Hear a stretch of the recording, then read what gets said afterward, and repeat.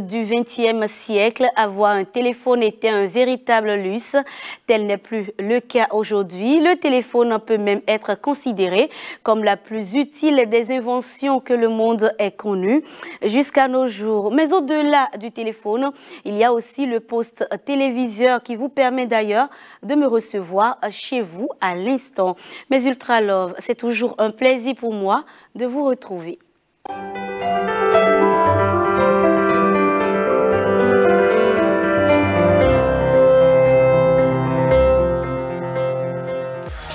Un amateur reproduit le vol et l'atterrissage d'une fusée SpaceX avec succès. Aux États-Unis, un amateur autodidacte vient de reproduire le lancement et l'atterrissage d'un lancement Falcon 9 miniature.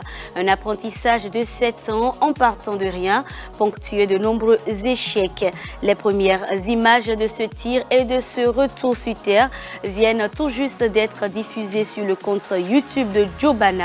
Le passionné a même créé sa propre société pour faire partager ses avancées et développer de véritables projets professionnels autour des fusées.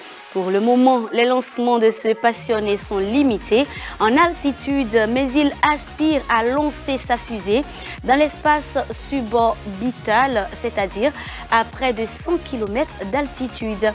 Il planche désormais sur un modèle de fusée plus grand, baptisé du nom de Miette Rocket, ce qui signifie fusée à viande. À la question pourquoi avoir utilisé un tel nom, Jobana répond qu'il ne donnera aucun indice, mais que ce projet est fou. Un matelas qui promet de vous plonger dans un sommeil profond. La technologie y a pensé. Des scientifiques ont conçu un matelas thérapeutique dont les premiers résultats sont très prometteurs.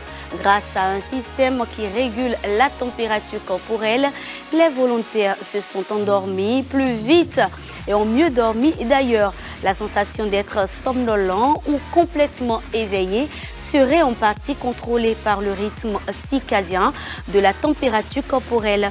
En outre, la peau de la nuque constituerait un thermostat corporel, j'y arrive, important.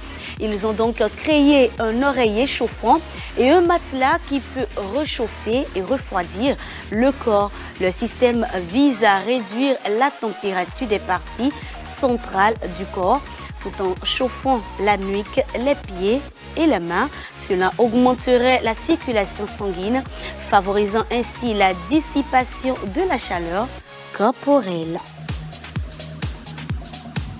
Un œil artificiel inspiré de celui du crabe violoniste, cela se passe aux États-Unis afin de créer un œil artificiel doté d'une vue à pratiquement 360 degrés, capable de misser la lumière visible et sa popularisation. L'œil conserve son acuité et sa mise au point lorsqu'il passe de la terre à un environnement aquatique trouble comme l'œil du crabe.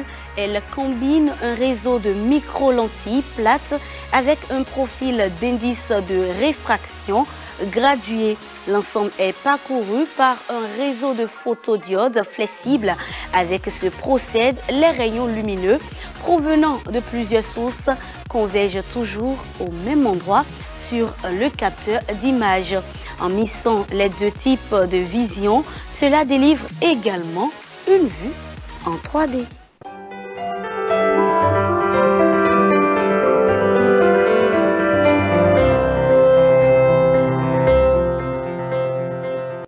Un malware ou un logiciel malveillant est un terme générique qui décrit tous les programmes ou codes malveillants qui peuvent être nocifs pour les systèmes.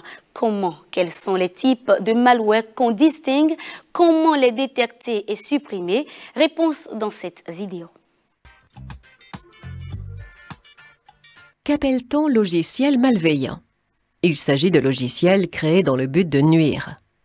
Les premiers virus pouvaient faire sourire ou amuser. Les lettres s'accumulaient dans le bas de votre écran, vos fenêtres s'enflammaient ou votre lecteur CD s'ouvrait intempestivement. Très vite, les choses se sont compliquées. Les attaques étaient à la fois plus étendues et plus sévères. L'infection se propageait par disquette, par CD, toutes vos données étaient effacées, ou pire, votre ordinateur refusait catégoriquement de démarrer. De nos jours, les choses ont pris une autre tournure. Les attaques ont un but lucratif affiché. On ne cherche plus à détruire vos données, mais bien à les voler, les exploiter et celles de tous vos contacts également. Le logiciel malveillant ne cherche plus à se faire voir, bien au contraire. Il excelle à passer entre les mailles du filet. Et voilà, tout ceci, pour éviter donc tout ceci, il faut simplement éviter d'insérer n'importe quelle clé USB dans vos périphériques. Évitez aussi de cliquer sur n'importe quel lien ou de valider les messages indésirables lors des recherches Google. Place maintenant à l'innovation de la semaine.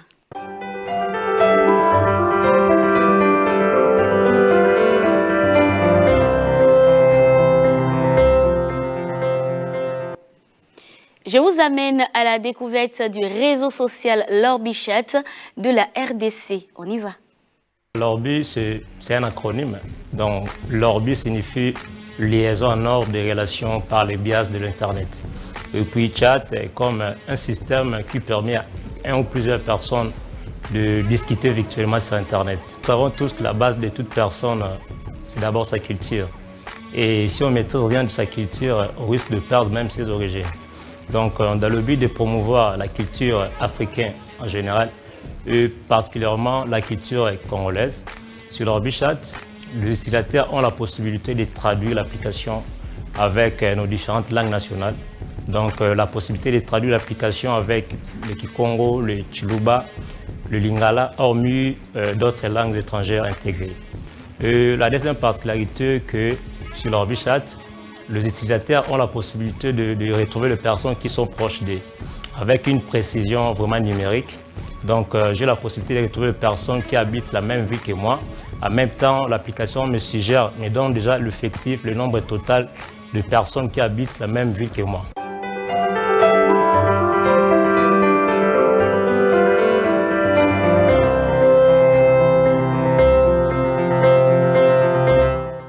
Cette question revient avec insistance et bien qu'on en ait parlé par ici, je vous en parle à nouveau. Beaucoup nous ont écrit via la page Facebook de cette émission pour savoir pourquoi ne doit-on pas recharger son smartphone à 100%. Je vous invite donc à regarder ceci.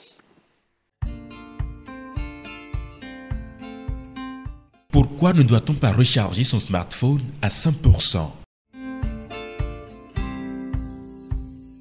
Le type de batterie utilisé dans la plupart des appareils électroniques modernes, y compris l'iPhone, est le lithium. Leur capacité n'est pas valable pour un certain nombre de charges ou cycles avant qu'elle ne commence à se dégrader. Vous pouvez vérifier à quel point votre batterie s'est dégradée en allant dans les réglages de la batterie et en touchant la santé de la batterie. Mon iPhone 11 est à 86% de sa capacité totale, ce qui signifie que 14% des cellules de la batterie se sont usées à force d'être chargées et déchargées au cours de l'année écoulée. Il est évident que nous voulons empêcher nos batteries de s'user autant que possible. C'est pourquoi il est considéré comme une mauvaise pratique de charger jusqu'à 100% et de laisser le niveau de la batterie descendre à 10% ou moins. Ces décharges profondes épuisent les cellules de la batterie au lithium plus rapidement qu'une charge à 80 ou 90% et une remise sur le chargeur avant qu'elle n'atteigne 40%. Cela permet non seulement de garantir une autonomie maximale à votre iPhone pour les jours où vous en avez vraiment besoin, mais aussi d'éviter les problèmes de performance causés par des batteries qui se dégradent profondément. Et Apple tente d'atténuer ce problème grâce à des fonctions logicielles telles que la charge optimisée de la batterie. L'iPhone attendra pour se charger au-delà de 80% qu'il sache que vous êtes prêt à l'utiliser en fonction de votre routine de chargement. Il ne restera donc pas à 100% pendant des heures. Mais si cela se produit, vous recevrez une notification vous indiquant que votre iPhone doit être mis hors tension et déchargé pour améliorer la santé de la batterie. Ainsi se referme ce numéro de votre émission Ultratech. Merci pour l'attention. Rejoignez-nous sur Facebook, sur notre page Ultratech ORTB ou sur le compte YouTube de l'ORTB. Portez-vous bien. À bientôt.